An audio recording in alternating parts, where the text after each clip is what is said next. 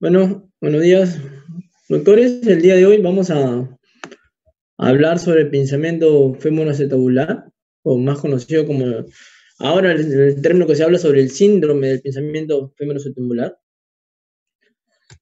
Bueno, esta mañana quería darnos de repente un momento para darle gracias al maestro Rojitas, ¿no? Por sus enseñanzas, por sus consejos que siempre nos ha dado a todos, maestro, creo yo. Agradecer al maestro y tratar de seguir esa línea que él ha trazado y tratar de llevar el servicio siempre de lo mejor, como siempre él ha querido, ¿no? Bueno, en cuanto a la historia del pensamiento femoroacetabular, bueno, se dice que en 1965 Murray habló sobre la deformidad de la inclinación con progresión a artrosis. Luego, en 1980, Stulberg y colaboradores y también Harris hablaron sobre una introducción del término de la deformidad en mango y pistola, que esto vamos a ver más adelante que va a ser para el tipo CAM.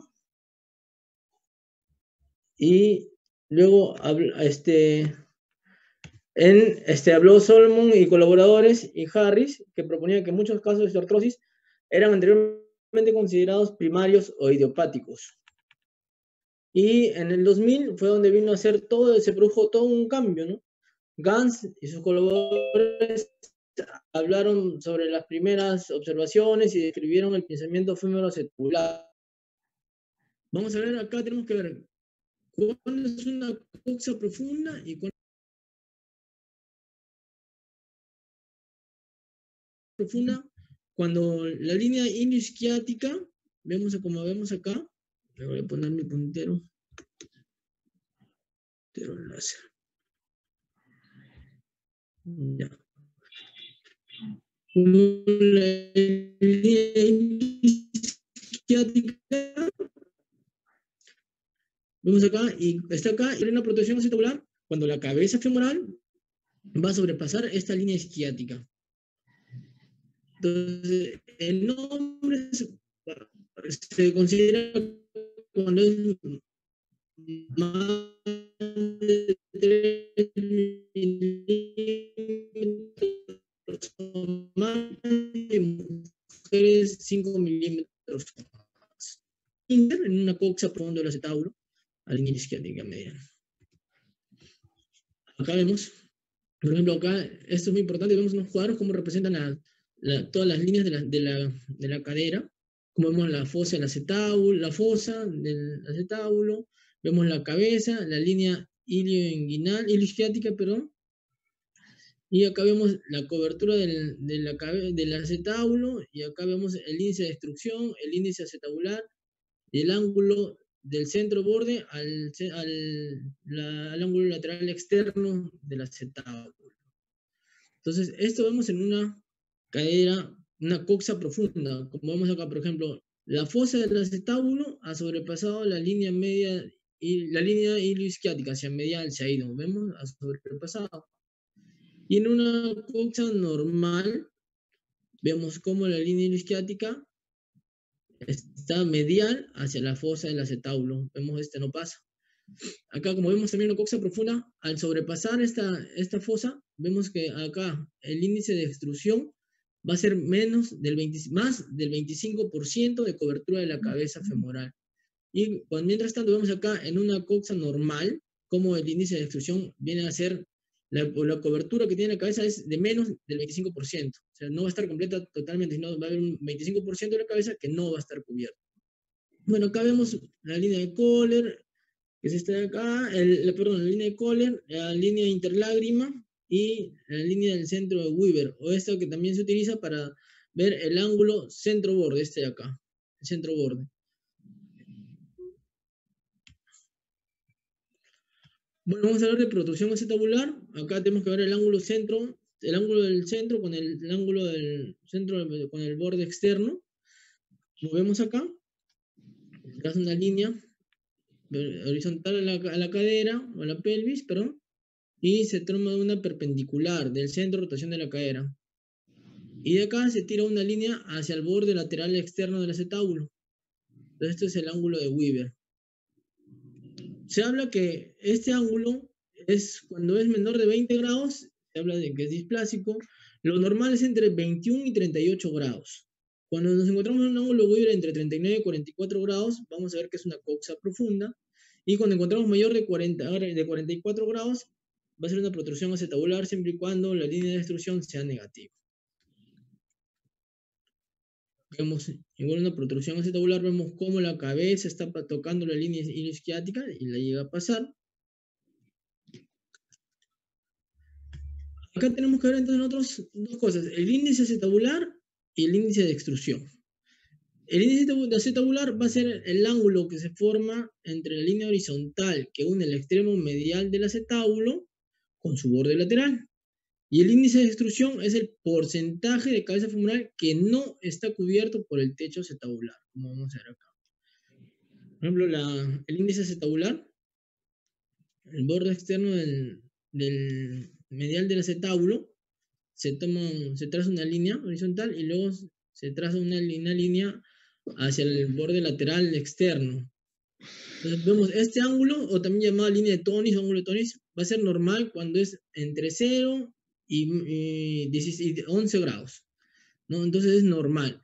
Si encontramos un índice acetabular de 0 o negativo, esto va a indicarnos un pinzamiento tipo pinza.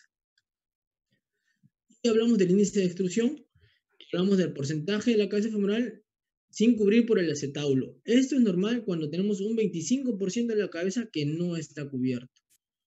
Cuando este es menor del 25%, cuando, mejor dicho, toda la cabeza femoral está cubierta, también estamos hablando de un pinzamiento acetabular.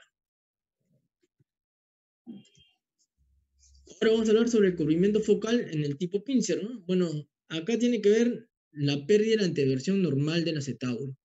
Esta puede ser por sobrecobertura anterior o posterior. Cuando es anterior, vamos a ver que se extiende lateralmente una línea hasta cruzar y superponerse a la línea acetabular posterior, configurando un dibujo 1-8 o el signo de crossover, como les voy a mostrar en esta imagen de acá. Bueno, acá vemos el signo de crossover. Bueno, para entenderlo, vamos a ver acá la disposición normal de la línea del acetábulo. Vemos acá la ceja anterior, o la línea acetabular anterior, y la línea acetabular posterior. Esta siempre, en una cadera normal, siempre tiene que pasar por el centro de rotación de la cadera. Entonces, como vemos acá, en un sobrecubrimiento focal anterior, vamos a ver cómo si esta línea anterior viene a sobrecruzar a la línea posterior hacia el lateral y van a formar un signo de 8. Y en el sobrecubrimiento focal posterior, acá vamos a ver que este centro de rotación de la cadera, la línea, acá cambia, la línea posterior del acetábulo se va a ir un poco hacia medial. Y en la cadera también, el centro de rotación se va hacia medial. Entonces vamos a ver un defecto en la pared posterior. El pinzamiento tipo K es un atrapamiento de una cabeza femoral anormal con un radio en aumento y un movimiento extremo, especialmente la flexión. Bueno, las causas, la formación de la jiba puede ser de causa idiopática o secundaria a una epifisiolisis subclínica. Tiene que haber un desplazamiento, un desplazamiento mínimo, ¿no? Esta epifisiolisis mínima subclínica con la consecuente disminución del offset de la cabeza y cuello anterior. Ahora les voy a mostrar qué es el offset. Bueno, primero vamos a hablar sobre el ángulo alfa, que es lo que más se utiliza para el pinzamiento tipo Kahn o jiba. Este es uno de los que más se toma en cuenta, de los criterios para ver si cuando es el pensamiento si es quirúrgico o no es quirúrgico. Este ángulo va a ser formado por el eje femoral del cuello y el centro de la cabeza. Vamos acá, este es el eje y se tira una línea hacia el centro de la cabeza. Luego se traza otra línea que va a la unión entre la cabeza y el cuello. Este ángulo es normal cuando es menor de 50 grados. Hay varios estudios, ¿no? Y en la actualidad se toma en cuenta, bueno, este ángulo a veces no tiene unos parámetros definidos, ¿no? Pero en los últimos consensos que se han tomado en cuenta que este ángulo normal se le puede dar hasta 55 grados. Y el offset, el que hablábamos, esta va a ser la distancia entre el margen superior del cuello, el que vemos acá, el margen superior del cuello, se traza una línea, y la cabeza femoral en la proyección axial. Vamos acá, la cabeza femoral, en el borde de la cabeza femoral se toma otra línea. Esta distancia tiene que ser por lo menos 8 milímetros. Si es menor de 8 milímetros, ya nos va a sugerir un pensamiento tipo K. Como vemos acá, el ángulo alfa en una cadera normal, vemos, se toma el eje del cuello al centro de rotación y hacia la unión de la cabeza con el cuello. Un ángulo alfa menor de 50 grados es normal, y vemos acá el offset también mayor de 8 milímetros, ¿no? Y acá vemos en una cadera con pensamiento tipo CAM, cómo se altera todo el ángulo alfa. Mira, vemos un ángulo alfa mayor de 50 y un offset muy pequeño, ¿no? Acá vemos el pensamiento tipo CAM, como vemos la jiba, aquí, la deformación, una radiografía P. Y para el pensamiento tipo CAM también tenemos que tener en cuenta la retroversión, que puede ser primaria o postraumática. Esta va a ser una alteración entre el ángulo del eje del cuello femoral y el ángulo del eje bicondilio posterior del fémur distal. Esto es normal cuando es menor de 15 grados. Cuando es mayor, estamos hablando de una alteración, y esto va a causar un pinzamiento tipo CAM también. Y cuando nos encontramos frente a una coxavara, un ángulo del eje de la diáfisis con el cuello femoral, que va a ser menor de 125 grados. El pinzamiento tipo CAM, como vemos acá, en la línea, ¿cómo se ve en una tag? En la línea del eje femoral y el eje bicondilio posterior, ¿no? Con una retroversión femoral y el ángulo es menor de 8 grados. Y tenemos el tipo mixto, ¿no? Que es lo que también encontramos frecuentemente, que es la presencia simultánea de los dos tipos de pensamiento, del acetábulo y del argivo. Vemos acá el conocimiento tipo CAM y tipo pinza en los dos lados. Bueno, la clínica. Ahora vamos a ver cómo diagnosticamos un pinzamiento femoroacetabular, ¿no? Este puede ser un desafío, ¿no? Porque nos puede confundir con muchas otras patologías, bursitis, tendinitis, distintas patologías. Entonces, hay que nosotros tener en cuenta al hacer el examen clínico, tenemos que tener en cuenta muy bien que no haya una patología previa de cadera, preguntar cualquier trauma que haya tenido el paciente en la cadera, y preguntar también si ha tenido alguna enfermedad de la cadera infantil, sea PERTE, sea una epifisiolisis con desplazamiento. Entonces, todo eso tenemos que tener en cuenta. Y tenemos que determinar el tipo, la intensidad y la frecuencia de la actividad atlética que realiza el paciente actualmente como adolescente, ¿no? Entonces, en muchos estudios habla, por ejemplo, en esta revisión que hice de pensamiento femoroacetabular, de la revista de medicina deportiva y de artroscopía, ellos dicen que en este tipo de pensamiento se ve en pacientes jóvenes, ¿no? Entonces se hizo estudios en pacientes adolescentes que empiezan la actividad deportiva desde muy temprano, desde los 14 años, 13 años, cuando el esqueleto todavía está madurando. Entonces se vio de que al hacer esto hicieron en jugadores de baloncesto, de hockey, de fútbol, que ellos tenían movimientos repetitivos y de bastante carga, y esto producía algunas alteraciones en el ángulo alfa y producía a veces un poco de aumento de este ángulo en comparación con población normal que no realizaba deportes de alta élite, ¿no? Entonces, de acuerdo a la clínica, vamos a ver, el dolor va a ser intermitente en sedestación y en rotación de la cadera, en rotación interna. Vamos a encontrar dolor inguinal o trocantérico con irradiación a la cara lateral del muslo, glúteo y rodilla. Y vamos a ver un arco de la movilidad restringido. Y también tenemos que ver acá los patrones de marcha. Es importante. Y un signo característico es el signo de la C. Es cuando se le pide al paciente que se pare y coloca la mano sobre el trocánter mayor de la cadera afectada. Entonces, esto también nos indica que esa es la cadera que le está molestando. Bueno, acá tenemos en el examen físico, vamos a encontrar pruebas provocativas. ¿Ya? Entonces, en estas pruebas provocativas vamos a hacer algunas maniobras donde van a producir un pinzamiento anterior o un pinzamiento positivo posterior. Para el anterior vamos a colocar la cadera en flexión de 90 grados para posteriormente realizar aducción y rotación interna. Al hacer esta maniobra, el paciente se va a quejar de dolor y vamos a desencadenar el dolor produciendo el pinzamiento femoroacetabular anterior. Y para producir un pinzamiento posterior se produce cuando el dolor con extensión y rotación externa forzada, como vemos acá. Tenemos pruebas de impacto, prueba de Fadir y prueba de Faber. En esta se realiza compresión axial sobre la cadera flexionada a 90 grados y leve aducción, ¿no? Bueno, acá vamos, si hay dolor, la prueba se considera positiva y una prueba positiva se correlaciona con una lesión del labrum acetabular, pero no especifica la zona del labrum acetabular que se encuentra comprometida. Como vemos acá, la maniobra de Fadir es por sus iniciales. Vamos a hacer una flexión, la F de flexión a 90 grados, la A de aducción y rotación interna. Entonces, este es un tipo de prueba de impacto haciendo compresión axial siempre. Y la maniobra de Faber es al revés, es flexión, abducción y rotación externa, siempre haciendo compresión axial, ¿no? Entonces, cuando hay desencadena dolor en esta, entonces se habla de una prueba positiva.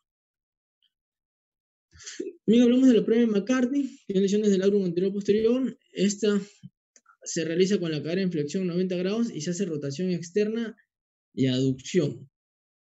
Luego de hacer esa maniobra se lleva una extensión completa a rotación externa y aducción. Y bueno, la otra para ver el labrum posterior se hace con la cadera en extensión y abducción y rotación externa, la cual se lleva a una posición final de flexión, aducción y rotación interna, ¿no? En estas desencadenan dolor también.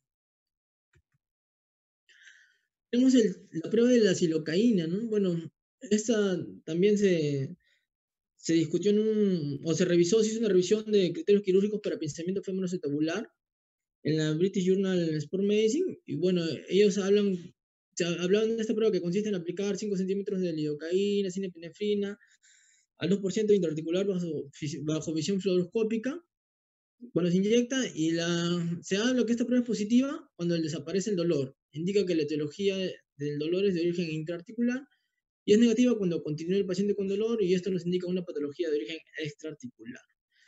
En este artículo, bueno, ellos hicieron una revisión de los criterios quirúrgicos para el pinzamiento femoroacetabular y vieron que en todos los estudios que revisaron, solamente el 12% de todos los estudios que revisaron habían utilizado esta prueba, ¿no? Entonces no es tan utilizada en la actualidad. Bueno, en cuanto a imágenes diagnósticas, tenemos radiografía simple. En la radiografía simple tenemos distintas proyecciones. La proyección AP, que es una radiografía simple, como vemos acá, paciente acostado con una rotación de 15 grados y un poco de separación de las piernas, ¿no? Entonces vamos a ver acá esta imagen, pero una radiografía de cadera. Tenemos la proyección de dummy rifting, que habla a 45 y 90 grados. Esta nos sirve para valorar la morfología de la unión de la cabeza cuello femoral. Esto es para el pensamiento tipo CAM.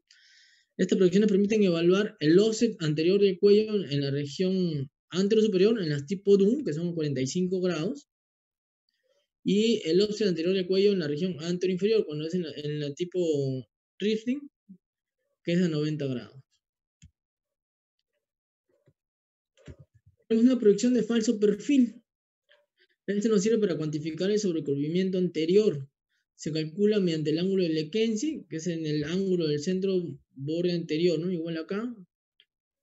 Pero es un poco rotada la toma.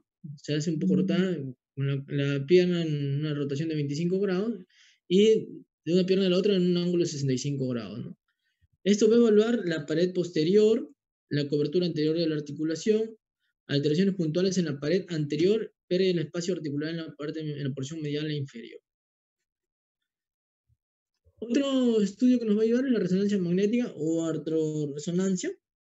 Bueno, acá vamos a ver, vemos una artroresonancia donde nos indica rotura del labrum, vemos acá el contraste articular, y acá vemos en una resonancia, vemos acá una hernia sinovial, ¿no? Tenemos una imagen de resonancia, donde nos habla sobre lesiones, acá en la imagen A, sobre lesiones del desgarro labral. En la B, donde vamos a encontrar lesiones del cartílago.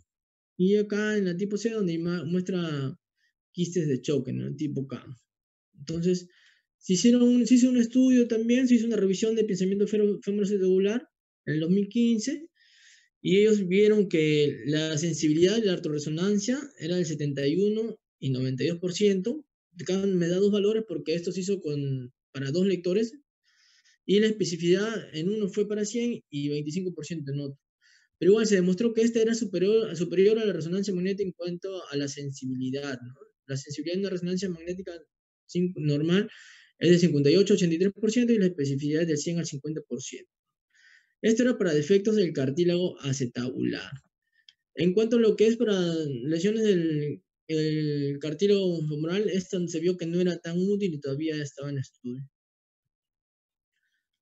Vamos a hablar del tratamiento no quirúrgico. Bueno, manejo de dolor con AINES, infiltraciones con ácido hialurónico, plasma rico en plaquetas que se está hablando en la actualidad, restricción de la actividad deportiva.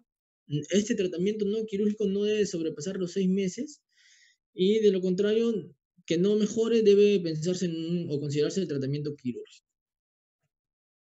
El tratamiento quirúrgico, bueno, este va a consistir en corregir las alteraciones morfológicas. Puede ser mediante artroscopía de cadera o mediante un abordaje anterior limitado sin luxación, no mini-op. Cuando vamos a hablar de artroscopía de cadera, vamos a hacer una acetobuloplastía u osteocondroplastía de la unión entre la cabeza femoral y el cuello femoral, o también puede ser del acetábulo. Y cuando hablamos de un abordaje anterior limitado sin inducción, acá estamos pensando en una reorientación del acetábulo retroverso con una osteotomía periacetabular reversa. La luxación controlada de cadera, ¿no? Que es lo que hizo Gans, que es lo primero que hizo. Bueno, acá se habla de un abordaje lateral, hay que preservar la irrigación de la cadera, está indicado para osteocondroplastía femoroacetabular, se hace una osteotomía del trocánter mayor preservando los rotadores, una capsulotomía anterior en S, se confirma el pinzamiento y se hace una separación del ligamento redondo, se luxa la cadera, se realiza la acetobuloplastía y en el caso si hubiera lesión del labrum, se hace una reinserción del labrum. Tenemos el abordaje anterior sin luxación. Acá abordaje anterior Smith-Peterson modificado. Esto se hace bajo visualización directa de la prominencia en el cuello, el pinzamiento tipo CAM, para ser resecada. La reinserción de un labrum desprendido mediante anclas o más suturas. Los sistemas de tracción pueden ser utilizados para subluxar la cadera y examinar y resecar las lesiones condrales, ¿no? Esta técnica mini-open también se puede complementar con la técnica artroscópica para evaluar y manejar el compartimiento central de la cadera. Y en cuanto a la artroscopía de cadera, que es lo que se viene haciendo más estudios, lo que se viene practicando mayor en la actualidad. Bueno, indicaciones de artroscopía de cadera: cuerpos libres, lesiones labrales, lesiones condrales, enfermedad sinovial, alteraciones del ligamento redondo, artritis séptica, capsulitis adhesiva, osteofitos puntuales y cadera en resorte. Y contraindicaciones: enfermedad sistémica, alteración de tejidos blandos locales, heridas abiertas, pobre calidad ósea, anquilosis de la cadera, obesidad mórbida y artrosis tonis mayor de grado 2. Bueno, esta de la artroscopía de cadera, nosotros tenemos que ver, vamos a hablar más adelante de los portales, pero acá vamos a ver, cuando hacemos la artroscopía de cadera, nosotros hay que ver si lo hacemos en decúbito supino, en decúbito lateral. Lo que mayormente se hace es en decúbito supino, es la porción que más se hace. Y si se hace el primer abordaje todo dentro o de fuera adentro, ¿no? Entonces, acá nos habla sobre las ventajas que tiene cada abordaje, ¿no? O el primer portal que se va a hacer. Cuando se hace todo adentro, la ventaja es que es un abordaje limitado, resultados contrastados, complicaciones mínimas y facilita el cierre capsular. Y de fuera adentro hay menor dificultad de la técnica, no precisa tracción inicial, menor tiempo de tracción, no precisa radioscopía y la óptica solamente que se utiliza es de 30 grados de inclinación e instrumental no específico. Como vemos acá, para hacer un abordaje todo dentro necesitamos colocar una tracción en la pierna que generalmente va de 11 a 22 kilos hasta que se escuche un clic, que es la separación del acetábulo con el fémur proximal, y se realiza bajo fluoroscopía. Vemos la guía, cómo está acá en toda la imagen articular. Inconvenientes: mayor dificultad en la técnica, una óptica de 70 grados e instrumental específico, precisa tracción inicial y precisa radioscopía o fluoroscopía. Entonces, la artroscopía de cadera, paciente en decúbito supino, distracción articular, se utilizan distintos portales y los más importantes o los más utilizados son el portaje anterolateral, anterior, accesorio inferior, accesorio superior y posterolateral. Entonces, para estos portales vamos a tener reparos anatómicos, ¿no? O prominencias óseas. Vamos a tener la espina ilíaca anterior superior una prominencia y el trocánter mayor. Entonces, para el portal anterior vamos a tirar una línea que debe extender la espinilla carántero superior y una perpendicular un poco por encima del trocánter mayor, por el margen del trocánter mayor, tiramos una línea. En la intersección de estas dos vamos a encontrar el portal anterior. Tenemos el portal anterolateral, igual del trocánter mayor, tenemos acá la línea que está un poco por el margen superior. Vamos 1 centímetro hacia adentro y 1 centímetro hacia arriba. Vamos a encontrar el portal anterolateral.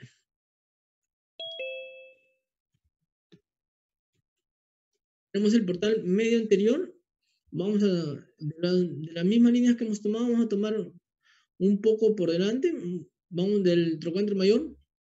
Vamos a tirar una línea perpendicular, paralela, perdón, al trocánter mayor y vamos a hacer un ángulo de 45 grados.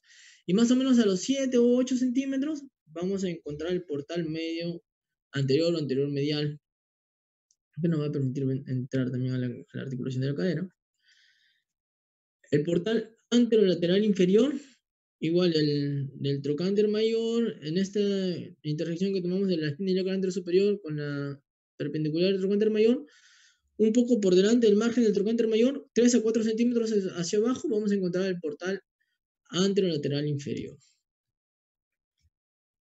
Y tenemos el portal posterolateral, que va a la misma línea que iba por el margen superior del trocánter mayor, hacia la parte posterior del trocánter mayor. Ahí vamos a encontrar el portal posterolateral. Entonces, vemos acá una artroscopía de cadera, bueno, que no he tenido la oportunidad de ver. Como vamos a ver la cabeza femoral, la fosa acetabular, el cartílago semilunar. Vemos acá el ligamento redondo. Bueno, cabeza femoral, el cartílago semilunar, el labro. Acá vemos la cabeza femoral, la cápsula articular y la línea de la capsulotomía, que le han hecho el reparo. Y estas imágenes de cadera, ¿no? Como de artroscopía, pero acá observamos una lesión tipo CAM, como vemos acá como entra con la pinza. Esta es una imagen que se toma con fluoroscopía antes de hacer la resección de la lesión tipo CAM, como vemos acá la jiba. Luego vemos acá que ya se realizó intraoperatoriamente la resección de esta lesión tipo CAM. Vemos acá cómo se recupera el offset. Y acá una lesión del labrum, también vemos cómo está separado y acá vemos cómo está reparado esta lesión del labrum. Bueno, y este estudio que nos interesa de repente nosotros, ¿no? ¿Cuáles son los criterios quirúrgicos? Cuando decimos estamos frente a un síndrome de pinzamiento femoroacetabular, ¿se opera o le damos tratamiento conservador, ¿no? Entonces, ¿cuáles son los criterios quirúrgicos, ¿no? Este es un estudio que se hizo en el 2016 en la British Journal Sport Medicine. Y habló sobre los criterios quirúrgicos más comúnmente reportados en el 56% de los artículos revisados, que habló de 3 áreas, ¿no? Habla de un dolor de la cadera sintomático, más de signos de duración, entonces lo vamos a decir, y rangos de movimiento clínico, y otro signo clínico es un signo de impacto positivo, sea Fader o Faber, cualquiera de los dos. Un ángulo alfa mayor de 50 grados, un diagnóstico por imagen, y otro diagnóstico por imagen, un signo cruzado positivo, ¿no? El signo de crossover. Entonces, este estudio, a pensar en un tratamiento quirúrgico, tiene que haber por lo menos 3. Bueno, maestro, gracias. Esa era la última diapositiva en todo lo que es el pinzamiento femoroacetabular.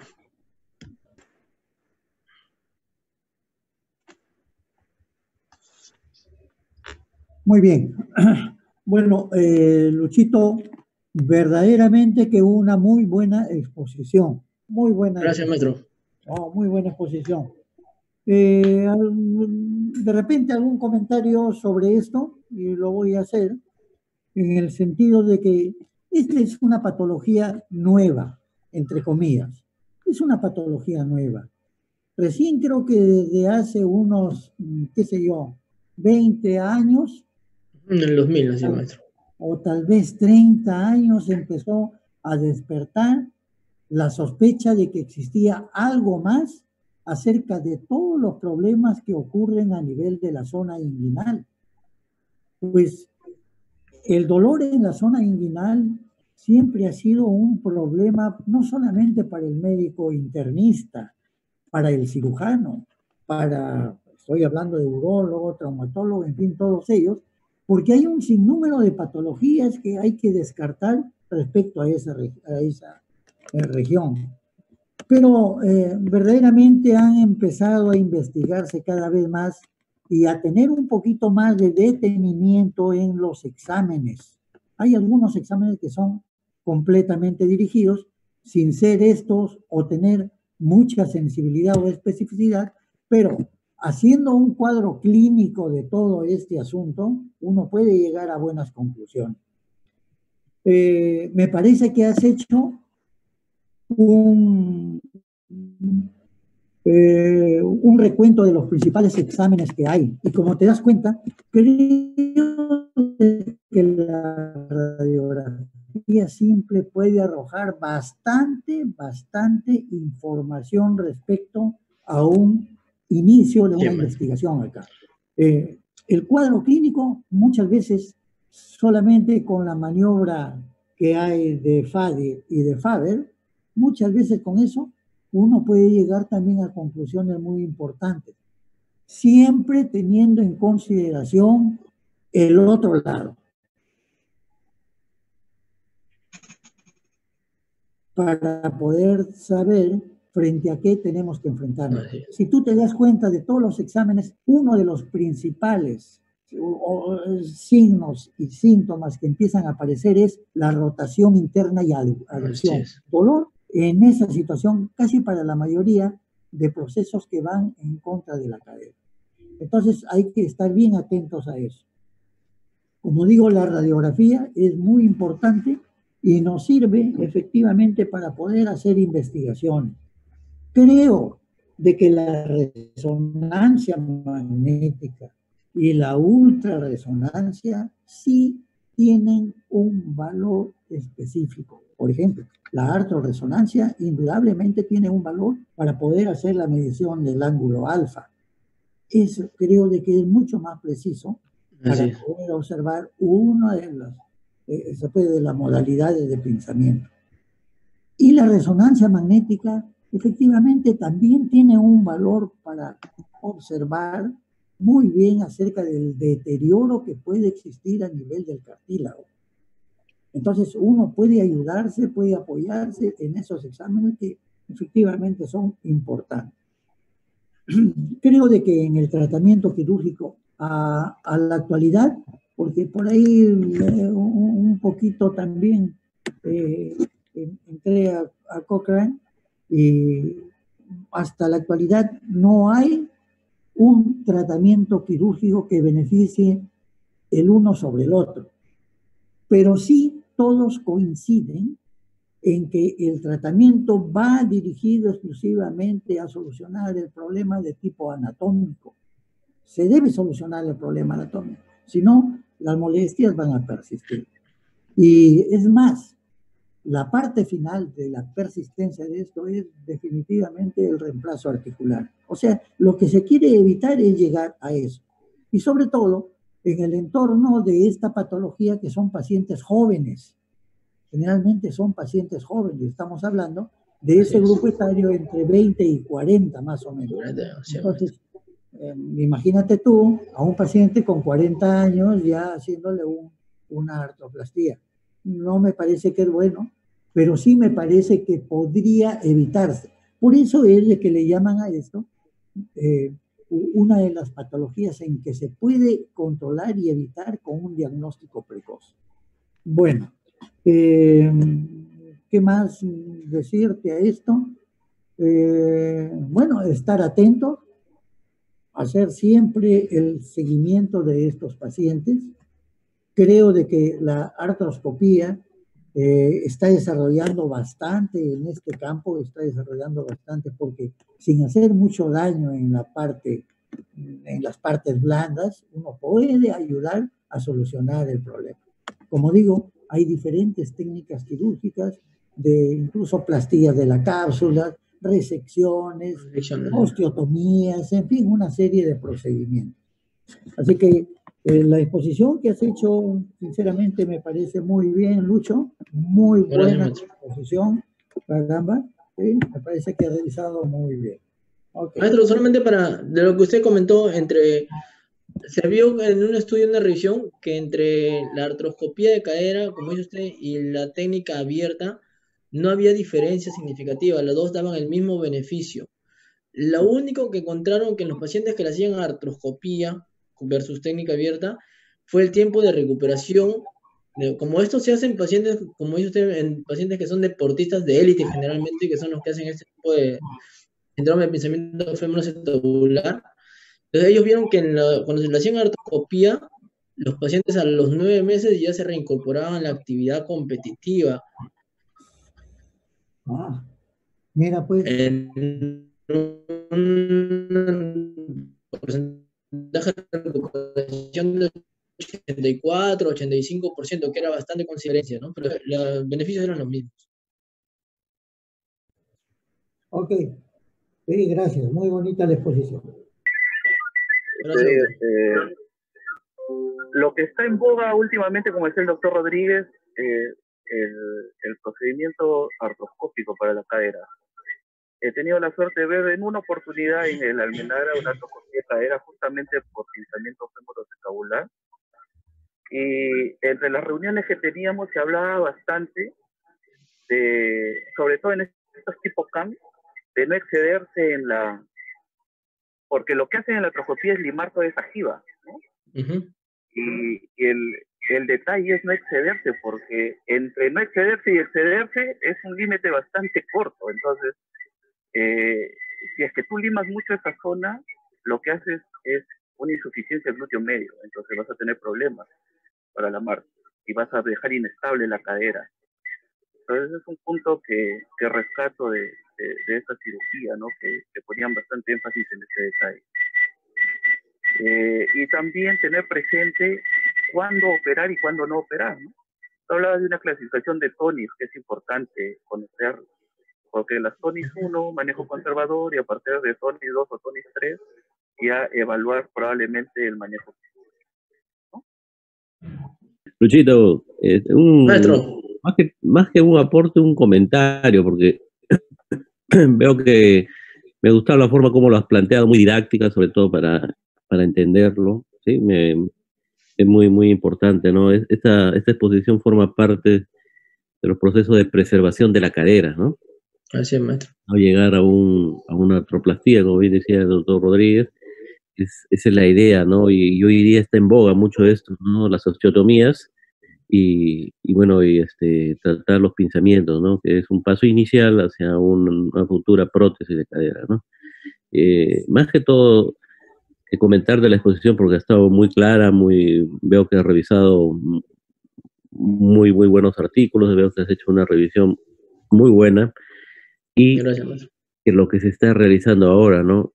Lo que yo, con tu exposición, yo espero y exhorto a los que más adelante de repente podamos hacer en el servicio una luxación controlada, de repente irnos a hacer una artroscopía, ¿no? Lastimosamente el equipamiento que se necesita para hacer una artroscopía de cadera, mesa de tracción, arco en C, el equipo, que las pinzas no son las mismas, son pinzas un poco más largas, especiales, ¿no?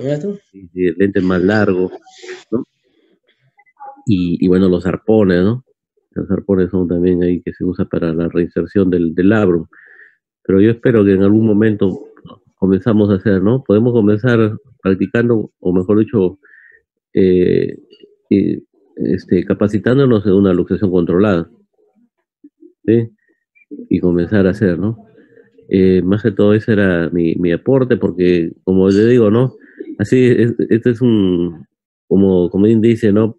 Son pasos que se va siguiendo. Uno de ellos es, eh, ya estamos haciendo prótesis, ya muy bien, pero también hay una parte que es la preservación de la cadera. Y eso tenemos que ir haciéndolo algo normal entre nosotros. Esa es una opción que debe ser considerada, ¿no? Te felicito, Lucho, muy bien. Me gusta gracias, maestro. Cómo lo has planteado, excelente. Gracias. Gracias, maestro. Bueno, si no hay más, muchachos, un abrazo. Nos vemos el día miércoles. Cuídense, que todo vaya bonito.